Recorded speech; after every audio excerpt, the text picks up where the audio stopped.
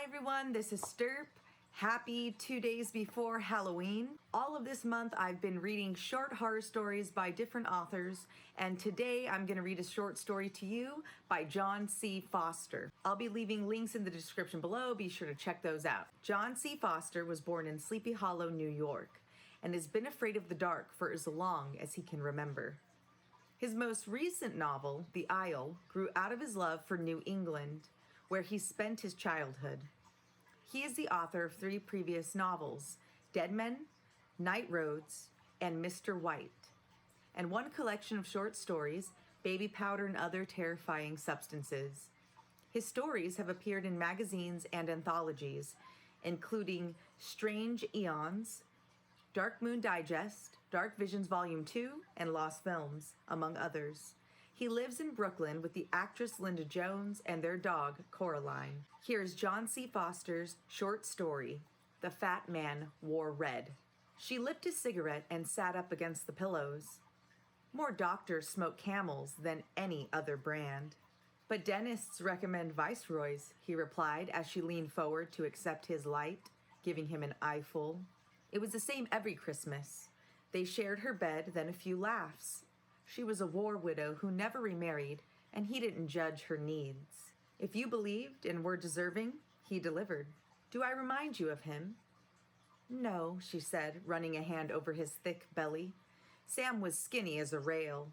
The words emerged in a cloud of cigarette smoke, and she tangled fingers in his beard. I wish you'd come back tomorrow.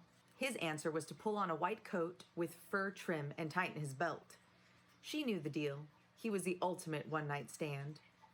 I left something out for you, she said, stifling a cough, to keep up your strength. He bared blocky teeth in a smile. Shut your peepers, kid. I got a stocking to stuff. Scram, she giggled. Downstairs, he paused in the glow of the fireplace and ate gingerbread cookies off her best china plate. He ran a fat finger down the white scroll and scratched off her name, pretending he couldn't hear her crying in the bedroom. Christmas blues were the worst. He pulled a box of Pall Malls from a sack. The snipes were wrapped in a magazine advertisement, a slick Madison Avenue image of the jolly old elf above the slogan, Santa says guard against throat scratch with Pall Malls. He put her gift in the stocking nailed to the hearth, hoping a new brand of smokes would help her cough. New York spread out like a spill of glittering jewels, and he flew among the skyscrapers, laughing at startled faces as he passed. His mirth quieted when they soared across the dark expanse of Central Park and saw the flicker of campfires below. Down, Dasher! The reindeer team brought the sleigh down on the snowy ground amidst a collection of ramshackle shanties. What's the news? He said to a pauper in a threadbare coat. Welcome to Hooverville. Kringle was not daunted. Hey, Joe, you been good? Ain't got time for bumping gums, pal. Don't give me the hi-hat. I'm the Kringle, see? The pauper took in the shiny white coat and snowy beard and remembered better times and the scent of a Christmas goose. I don't know what I been, he said, slumping to his knees. I don't know nothing no more. Kringle held out his big mitt, and the kneeling man grabbed hold. Show me around and I'll give you a sawback. Why? It's Christmas, champ, even here. The shanty town had never known such joy, and the forgotten people gathered in a babble of voices. They gasped when the white scroll unfurled across packed snow, and sunken eyes sparkled when their names rang out. He grinned through his beard, his many selves coming together. He was Saint Nick of December, and Prometheus, bringer of fire. There was no cold in his presence, no shivering, no fear. Even laugh that slipped from a pauper's lips triggered another and another until the night was alive with joy. If asked, the happy crowd would have said Kringle grew taller with each gift given, and by some Yulish magic, his nose grew longer. No one noticed that his nose wasn't lengthening. It was his cheeks that were shrinking. Not one of them would have suggested that the fat man was growing thinner, his fingers reedier, his laugh fainter.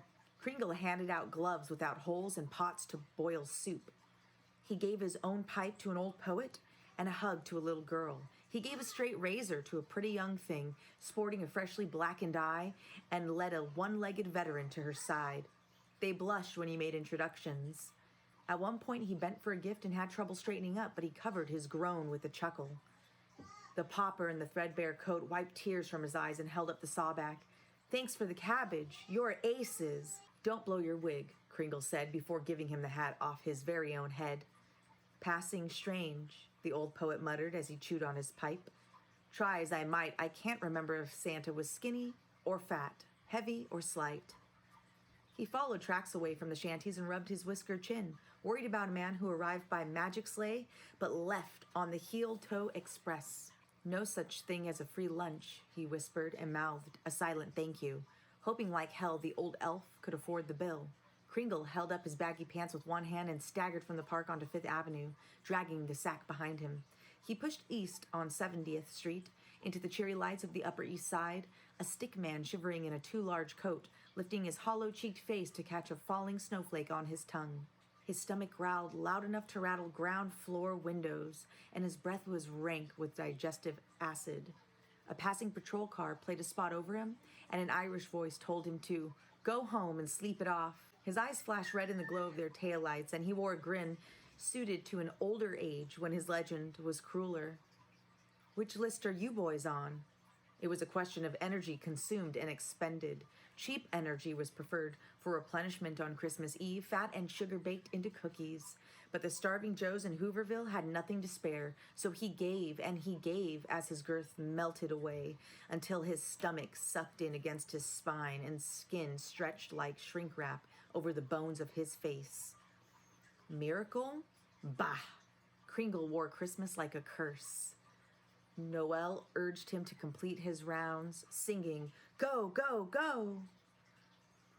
"I need food." He tightened his belt past the last notch and looked for a stray cat made slow by the cold. "Oh, holy night," the Yuletide bitch exhorted. He jammed fingers in his ears and trudged until the gleam of brass caught his eye. It was the brownstone at 243 East 70th Street. Dr., Mrs., and young Tommy Driscoll. He had business in this house. "Christmas," she urged. "Christmas," he cackled and floated up through the gently falling snow. He was a Yule, wraith in billowing white, creeping the joint like a cat burglar. Surely so rich a household would have left a few cookies for old St. Nick. A towering Christmas tree cast long shadows in the fiery light from the hearth, but Kringle only had eyes for the white envelope addressed to Santa, stumbling over an ottoman in his eagerness, drunk on the scent of evergreen. He tore it open on his knees, rejoicing at the invitation to sample fine bourbon and Mrs. Driscoll's chocolate cookies. He snatched up the glass of brown liquid and reached for the white plate. The empty plate. Fuck! It was a chisel, a cheat, a clip joint scam. Kringle down the hooch and it burned his throat, alcohol detonating in his pinched stomach like a bomb. "Ho!" He jerked at the billiard crack of a pine knot, exploding in the fireplace, and his eyelids snapped up like window blinds. A chubby child in striped pajamas chose that moment to crawl from beneath the tree. Santa? Yeah. If he had been a clean boy, young Tommy Driscoll might have survived his meeting with the hungry spirit. But he was as slovenly as he was greedy, and the ring of dark chocolate around his mouth stood out against his winter-pale skin. "Tommy, did you eat my cookies?" The boy shook his head and smiled. "It always worked on father." "You given me the high hat?" Kringle said and loomed over the child, arms spreading wide as his eyes shrank to burning coals. "Did you eat my cookies?" Tommy's face went slack with fear. Mrs. Driscoll, second to bear that title, was a farm girl by station before ascending to the lofty height of Kern County Queen, 1923, and attracting the eye of a big city doctor. "Philip," she whispered, nudging her husband, "it sounds like a pig eating slops."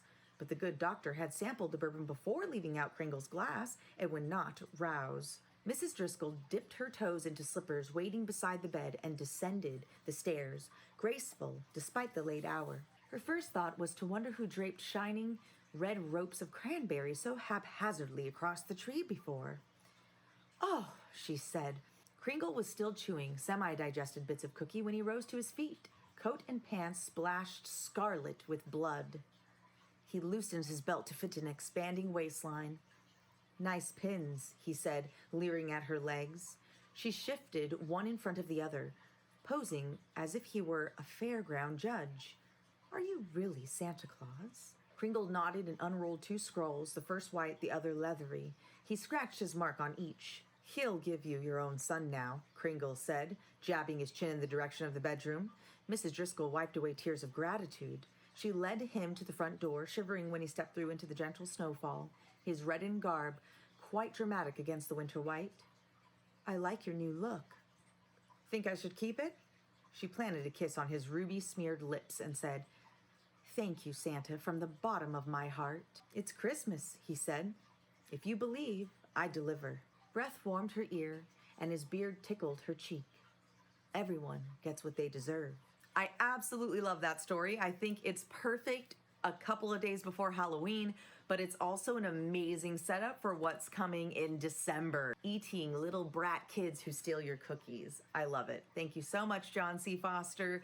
Thank you for blessing us with your amazing short horror story. I did not expect that ending. I didn't really know where the story was going, and I like that. I like not knowing and getting that surprise factor. Like, I had no idea where it was heading as he was shrinking down, and just that creepy, like imagining Santa as like a sack of bones and just flesh sticking to bones. Super creepy and awesome. And I absolutely love the last sentence in this story. Everyone gets what they deserve. It's definitely funny in the context of this story because, you know, a little kid stealing Santa's cookies, he's getting what he deserves. But just on a bigger scale, obviously, it can apply to just overall, like anything, right? That people get what they deserve. I think a major takeaway is don't ever steal John C. Foster's cookies. Or do?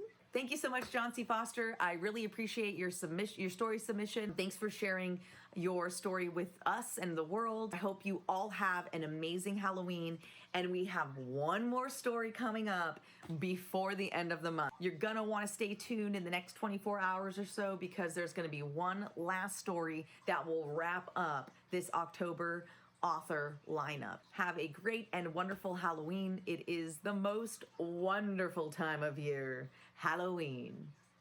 Bye.